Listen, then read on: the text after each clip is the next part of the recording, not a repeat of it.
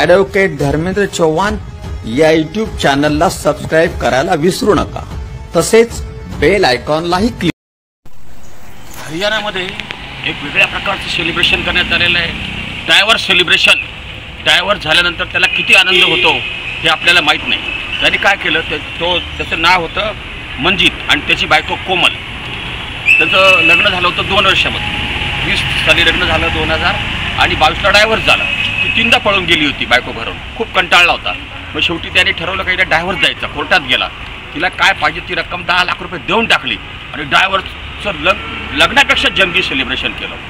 40 litre दूध आणलं त्याने, 4 कॅन आणल्या, धपाधप अंगावर ओळखून अभिषेक केला. आपल्याकडे नाही का काळं भासल्यानंतर अभिषेक करून टाकतात, त्याला पवित्र करतात, तसं केलं त्याने.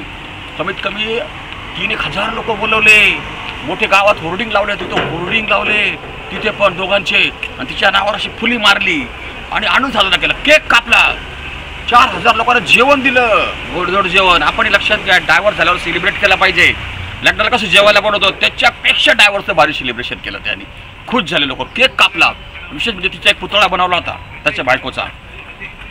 तर बायकोच्या पुतळ्याला कोमल तिचा पुतळा बनवला होता. त्या पुतळ्याला सगळ्यांनी चपला मारल्या, धपाधप सगळ्यांनी.